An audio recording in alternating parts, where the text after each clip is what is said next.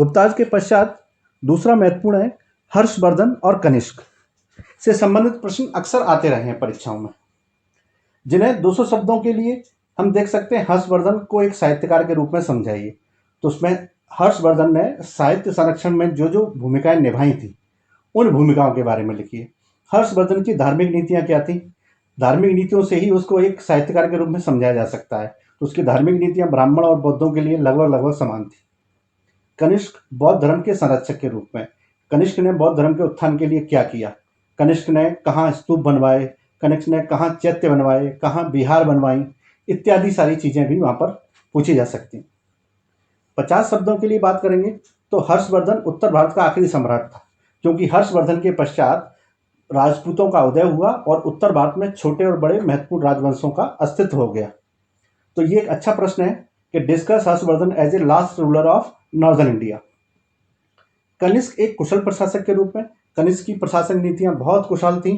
उसने व्यापारिक कार्य बहुत अच्छे किए। कुषाण वंश का व्यापारिक योगदान, कुषाणों का ही व्यापारिक योगदान था जिसके कारण से गुप्त साम्राज्य अस्तित्व में आ सका, व्यापारिक चीजें बहुत व्यापक पैमाने पर आ सकें। 10 नंबर के प्रश्न में ठीक वैसे ही रहेंगे जैसे कि बाकी टॉपिक्स में रहते हैं। किसी शासक को लेकर के, किसी शासक के उपनाम को लेकर के, किसी शासक की रचना को लेकर के, किसी शासक के समय पर आयोजित हुए किसी कार्यक्रम को लेकर के। जैसे फॉर एग्जांपल कनिष्क के समय पर 4th काउंसिल ऑफ बुद्धिज्म हुई, तो ये कहाँ हुई? कश्मीर में हुई। Who headed that? उसको किसने अध्यक्षता की उसकी? तो उसकी अध्यक्षता करने वाले वसुमित्र थे। अश्वघोष को उसमें उपाध्यक्ष बनाया गया और यहीं पर बौद्ध धर्म का स्प्लिट हो गया हीनयान और महायान में। फिर कनिष्क के नवरत्नों के बारे में पूछा जा सकता है, बाणभट्ट के बारे में, अश्वघोष के बारे में, नागार्जुन के बारे में। तो ये प्रश्न है जहां से हम धीरे धीरे करके यूनिट फर्स्ट में अपने मार्क्स सिक्योर कर सकते हैं।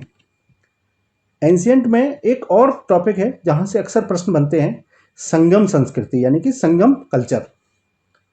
यहां पर संगम कल्चर में चोल, चेर, पांड्य 3 राजवंशों का उल्लेख मिलता है, लेकिन प्रशासनिक व्यवस्था के मामले में केवल चोलों को ही जाना जाता है। चोलों को न केवल स्थानीय प्रशासन के लिए बल्कि केंद्रीय और प्रांतीय प्रशासन के लिए भी जाना जाता है। तो चोलकालीन प्रशासन एक महत्वपूर्ण प्रशासन था जिसके बारे में अक्सर प्रश्न पूछे जाते हैं। तो चोलकालीन प्रशासन की विशेषताएं ही 200 शब्दों में पूछा जा सकने वाला प्रश्न है।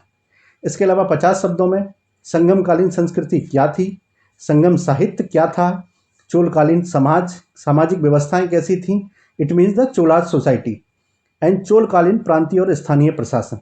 चोल काल में प्रांतीय और स्थानीय प्रशासन बहुत एक्सट्रीम लेवल का था, तो यहाँ से प्रश्न बहुत पूछे जाते हैं।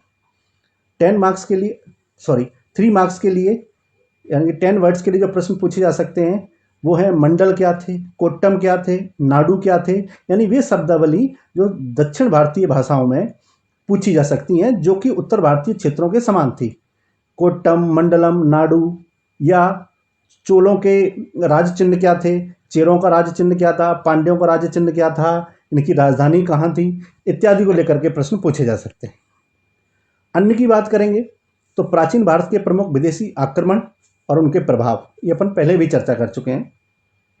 इसके अलावा 50 वर्ड्स के क्वेश्चन ज़्यादा पूछे जा सकते हैं, जैसे इंडो यूनानी संस्कृति की विशेषता लिखिए। इसे भारत यूनानी भी कहते हैं, इंडो ग्रीक भी कहते हैं। त्रिपक्षीय संघर्ष में भाग लेने वाले प्रमुख राजवंश, वेन्सांग नामक चीनी यात्री का विवरण यानी ट्रेवलिंग अकाउंट ऑफ वेन्सांग, फाहियान का ट्रेवलिंग अकाउंट, और कला के विविध स्वरूप जो प्राचीन काल में उत्पन्न हुए। तो अन्य में उन छोटे छोटे टॉपिक को रखा गया जहां से प्रश्न अपेक्षित हैं। इस प्रकार से हम सिलेबस का ऑलमोस्ट 80 to 85% हिस्सा कवर कर लेंगे जहां से सबसे ज़्यादा प्रश्न आने की उम्मीद है। इसके अलावा भी इन्हीं टॉपिक से बहुत सारे प्रश्न पूछे जा सकते हैं। आपको ये चैनल की ओर से कहा जा रहा है कि अगर आपको इन्हीं में से किसी भी टॉपिक को लेकर, किसी भी प्रश्न को लेकर डाउट है कि इस प्रश्न का उत्तर कैसा होगा, उसका स्वरूप कैसा होगा, फ्रेमिंग कैसी होगी, कौन कौन से पॉइंट उसमें डाले जा सकते हैं, कौन कौन से पॉइंट नहीं डाले जा सकते हैं, तो आप कमेंट सेक्शन में अपने क्वेश्चन पूछ सकते हैं। उसका मॉडल आंसर आपको चैनल पर दे दिया जाएगा। Thank you.